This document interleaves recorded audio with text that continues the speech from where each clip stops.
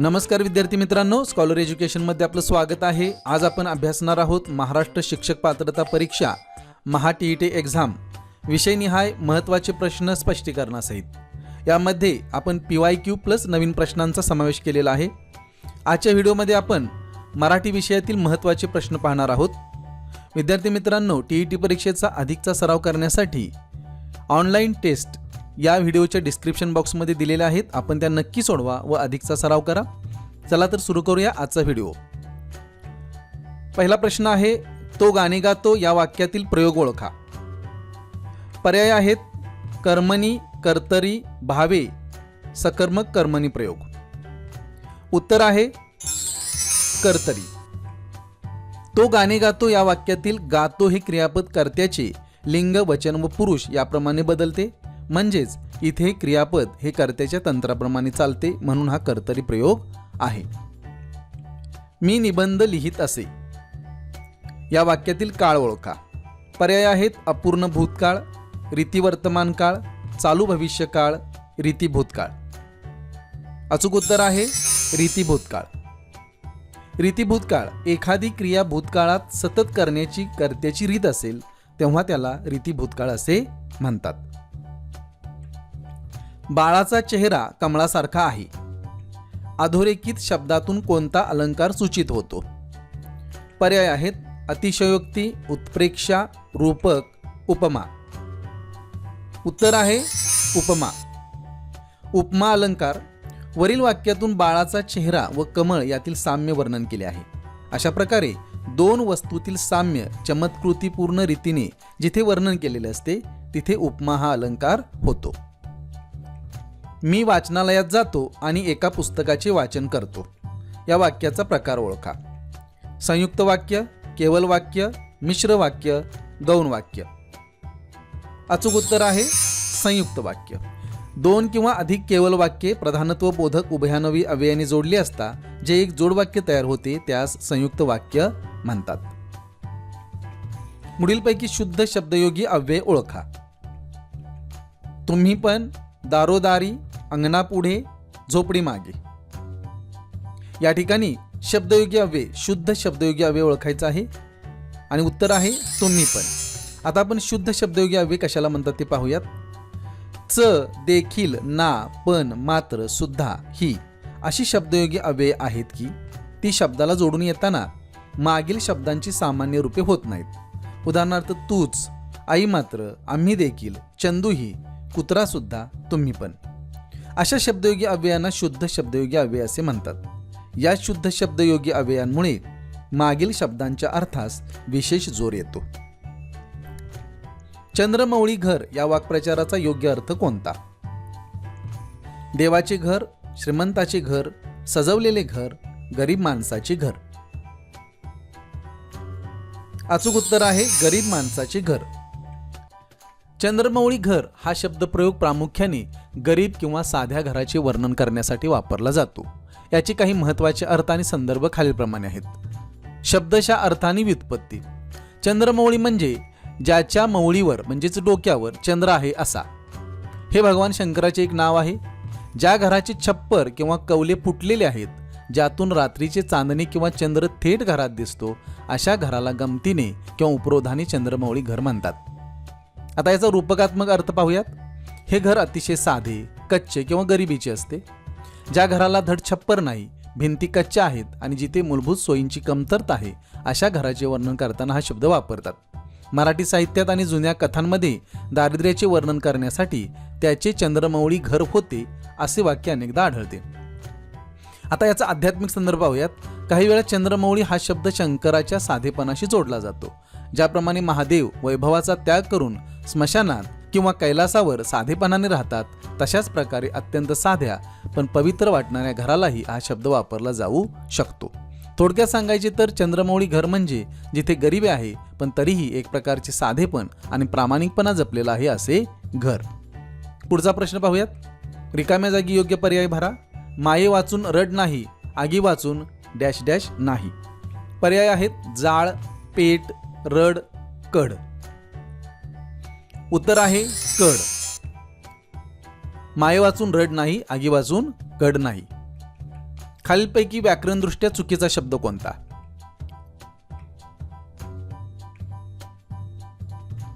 अचूक उत्तर आहे पर्याय क्रमांक 3. उत्तुंग हा शब्द शुद्ध रूपामध्ये अशा पद्धतीने लिहितात. पुढीलपैकी तत्सम शब्द कोणता? वृक्ष, घर, गाव, काम. उत्तर आहे वृक्ष. तत्सम या शब्दाचा सोपा अर्थ म्हणजे त्याच्यासारखा. तत अधिक सम. मराठी व्याकरणात जे संस्कृत शब्द कोणत्याही बदलाशिवाय जसेच्या तसे मराठी भाषेत आले आहेत त्यांना तत्सम शब्द म्हणतात. येथे त्याच्यासारखा म्हणजे संस्कृत सारखा असा होतो. तत्सम शब्दांची वैशिष्ट्ये म्हणजे या शब्दांचे रूप मराठीत बदलत नाही. हे शब्द उच्चारायला आणि लिहायला संस्कृत प्रमाणेच असतात. खालीलपैकी कोणत्या वाक्यात आत्मवाचक सर्वनाम आले आहे? मी आपणहून सहलीला जाण्याची तयारी दाखवली. आम्ही उद्या सहलीला जाऊ. जनतेला जागृत करणे हे त्यांचे कर्तव्य आहे. तुम्ही आता सर्वजण घरी जा. आणि यातील आत्मवाचक सर्वनाम असलेले वाक्य ओळखायचं आहे आणि उत्तर आहे मी आपणहून सहलीला जाण्याची तयारी दाखवली. याचं स्पष्टीकरण पाहूयात आपण. मराठी व्याकरणात आत्मवाचक सर्वनाम म्हणजे असे सर्वनाम जे वाक्यात आलेल्या कर्त्याच्या संदर्भात येते किंवा स्वतःचा बोध करून देते. जेव्हा एखादे सर्वनाम स्वतः या अर्थाने वापरले जाते तेव्हा त्याला आत्मवाचक सर्वनाम म्हणतात. मुख्य आत्मवाचक सर्वनामे मराठीत मुख्यत्वे 2 आत्मवाचक सर्वनामे आहेत. आपण, स्वतः. आता याचे उपयोग पाहूयात. आपण, तो आपण होऊन माझ्याकडे आला. आम्ही आपण होऊन ही जबाबदारी घेतली. येथे आपण म्हणजे स्वतः असा अर्थ होतो. आता स्वतः, तिने स्वतः स्वयंपाक केला. मुलांनी स्वतःचा अभ्यास पूर्ण केला. मी स्वतः त्याला पाहिले. महत्त्वाचा फरक म्हणजे पुरुषवाचक आपण आणि आत्मवाचक आपण.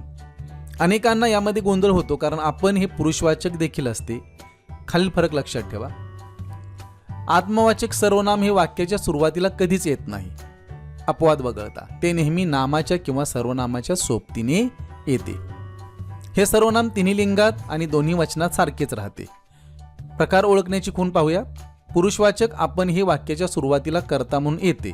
आम्ही किंवा तुम्ही या अर्थाने. आपण उद्या सिनेमाला जाऊ.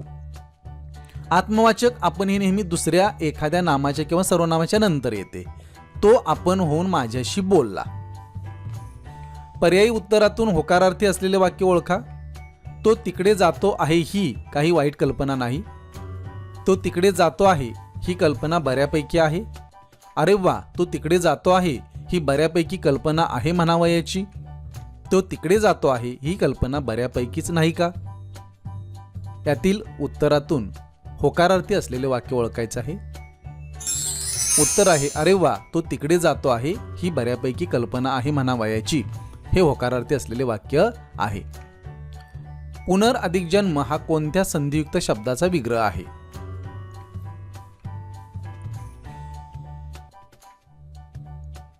अचूक उत्तर आहे पर्याय क्रमांक 3 पुनर्जन्म. विरुद्धार्थी शब्द लिहा. अग्रज, पूर्वज, वंशज, अनुज, मनोज. उत्तर आहे अनुज. अग्रज आणि अनुज हे दोन्ही तत्सम शब्द संस्कृतमधून जसेच्या तसे आलेले असून ते भावांच्या नात्यातील क्रम दर्शवण्यासाठी वापरले जातात. या शब्दांचा अर्थ खालीलप्रमाणे आहे. अग्रज, मोठा भाऊ. व्युत्पत्ती अग्र म्हणजे आधी, पुढे जन्मलेला आणि ज म्हणजे जन्मलेला. आधी जन्मलेला म्हणजे अगोदर जन्मलेला. स्पष्टीकरण आहे ज्याचा जन्म आपल्या आधी झाला आहे असा व्यक्ती म्हणजे अग्रज. अनुज, धाकटा भाऊ. अनु म्हणजे नंतर किंवा मागे आणि ज म्हणजे जन्मलेला, नंतर जन्मलेला. ज्याचा जन्म आपल्या नंतर झाला आहे असा व्यक्ती म्हणजे अनुज. स्त्रीलिंगी रूपे जसे मुलांसाठी शब्द वापरले जातात तसेच मुलींसाठी, बहिणींसाठी खालील शब्द वापरले जातात. अग्रजा, मोठी बहीण. अनुजा, धाकटी बहीण.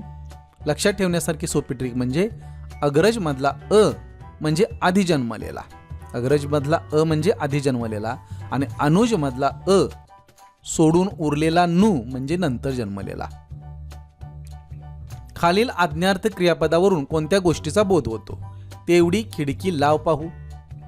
सौम्य आज्ञा, आशीर्वाद, प्रार्थना, अनुमोदन प्रश्न. उत्तर आहे सौम्य आज्ञा. प फ या व्यंजनांचे उच्चारस्थान कोणते आहे? दंतोष्ठ, कंठोष्ठ, ओष्ठ, दंततालव्य. अचूक उत्तर आहे ओष्ठ. ओष्ठ म्हणजे ज्या व्यंजनांचा उच्चार करताना दोन्ही ओठांचा एकमेकांना स्पर्श होतो त्यांना ओष्ठ व्यंजने म्हणतात. मराठी वर्णमालेतील प वर्ग हा पूर्णपणे ओष्ठ व्यंजनांचा आहे. ओष्ठ व्यंजनांची यादी पाहूया आपण. प, फ, ब, भ, म या वर्णांचा उच्चार करताना खालचा ओठ आणि वरचा ओठ एकमेकांना मिळतात आणि हवा रोखून धरल्यानंतर अचानक सोडली जाते. म हे व्यंजन अनुनासिक देखील आहे कारण याचा उच्चार करताना ओठांसोबत नाकाचाही वापर होतो. व हे व्यंजन पूर्णपणे ओष्ठ नाही तर ते दंतोष्ठ दात आणि ओठ आहे कारण त्याचा उच्चार करताना वरचे दात खालच्या ओठाला स्पर्श करतात. महान राष्ट्र महाराष्ट्र या शब्दाचा समास कोणता? तत्पुरुष, अव्ययीभाव, कर्मधारय, बहुव्रीही. उत्तर आहे कर्मधारय. आता आपण कर्मधारय समास म्हणजे काय पाहूयात. कर्मधारय समास हा तत्पुरुष समासाचाच एक उपप्रकार आहे. ज्या समासात दोन्ही पदे एकाच विभक्तीत म्हणजेच प्रथमा विभक्तीत असतात त्याला कर्मधारय समास म्हणतात. या समासात पहिले पद विशेषण तर दुसरे पद नाम असते किंवा दोन्ही पदे विशेषणे असू शकतात. त्यांच्यामध्ये विशेषण विशेष्य किंवा उपमान उपमेय असा संबंध असतो. ताई भावाला ओवाळते यातील ताई हा शब्द मूळ कोणत्या भाषेतील आहे? कानडी, गुजराती, मराठी, संस्कृत. उत्तर आहे कानडी. मराठीत आलेले कानडी शब्द अण्णा, अक्का, ताई, अडकित्ता, भाकरी, तूप, कुंची, कांबळे, खलबत्ता, विळी, गुढी, गुंडी, शिकेकाई, छटाक, झुरळ, अप्पा, कट्टा, कडबू, उसळ, कोशिंबीर, उपीट, डोसा, उत्ताप्पा, केळवण हे शब्द मराठीत कानडी भाषेतून आलेले आहेत. गटाबाहेरील शब्द ओळखा. सोम, शशी, इंदू, अर्णव. उत्तर आहे अर्णव. सोम, शशी, इंदू हे तिन्ही शब्द चंद्र या शब्दाचे समानार्थी शब्द आहेत. अर्णव या शब्दाचा अर्थ समुद्र किंवा सागर असा होतो. हिरवीगार या शब्दाची जात कोणती ते ओळखा. नाम, विशेषण, क्रियाविशेषण, शब्दयोग्य अव्यय. उत्तर आहे विशेषण.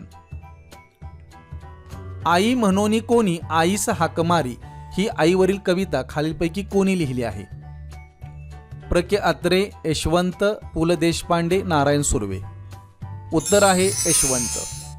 मराठीतील प्रसिद्ध समीक्षक, कवी व लेखक प्राध्यापक रा. ग. जाधव यांनी खालीलपैकी कोणते पुस्तक लिहिले नाही? साहित्य आणि सामाजिक संदर्भ, आनंदाचा डोह, निळी पहाट, तांबडी माती. उत्तर आहे तांबडी माती. धन्यवाद विद्यार्थी मित्रांनो. आपल्याला हा व्हिडिओ कसा वाटला कमेंट बॉक्समध्ये कमेंट करून जरूर कळवा.